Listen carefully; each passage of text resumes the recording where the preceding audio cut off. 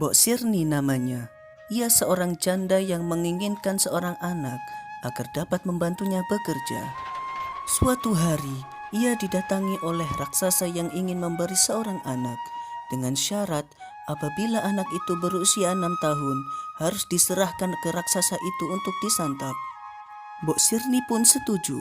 Raksasa memberinya biji mentimun agar ditanam dan dirawat. Setelah 2 minggu, di antara buah ketimun yang ditanamnya ada satu yang paling besar dan berkilau seperti emas. Kemudian, Mbok Sirni membelah buah itu dengan hati-hati. Ternyata isinya seorang bayi cantik yang diberi nama Timun Emas. Semakin hari Timun Emas tumbuh menjadi gadis jelita. Suatu hari, datanglah raksasa untuk menagih janji. Mbok Sirni amat takut kehilangan Timun Emas. Dia mengulur janji agar raksasa datang 2 tahun lagi. Karena semakin dewasa, semakin enak untuk disantap. Raksasa pun setuju. Mbok Sirni pun semakin sayang pada Timun Emas. Setiap kali ia teringat akan janjinya, hatinya pun menjadi cemas dan sedih. Pada suatu malam, Mbok Sirni bermimpi. Agar anaknya selamat, ia harus menemui petapa di Gunung Gundul.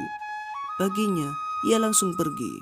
Di Gunung Gundul, ia bertemu seorang petapa yang memberinya 4 buah bungkusan kecil, yaitu biji mentimun, jarum, garam, dan terasi sebagai penangkal. Sesampainya di rumah, diberikannya 4 bungkusan tadi kepada Timun Emas dan disuruhnya Timun Emas berdoa. Pada pagi harinya, raksasa datang lagi untuk menagih janji. Timun Emas pun disuruh keluar lewat pintu belakang oleh Mbok Sirni. Raksasa pun mengejarnya. Timun Emas pun teringat akan bungkusannya, maka diteparnya biji mentimun. Sungguh ajaib, hutan menjadi ladang mentimun yang lebat buahnya. Raksasa pun memakannya, tapi buah timun itu malah menambah tenaga raksasa. Lalu, Timun Emas menaburkan jarum.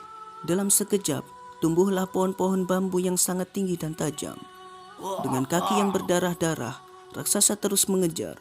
Timun Emas pun membuka bingkisan garam dan ditaburkannya. Dalam seketika, hutan pun menjadi lautan luas.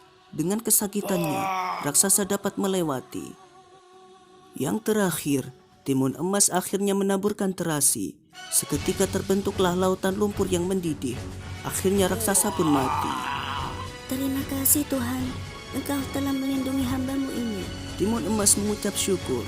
Akhirnya Timun Emas dan Mbok Sirni hidup bahagia dan damai.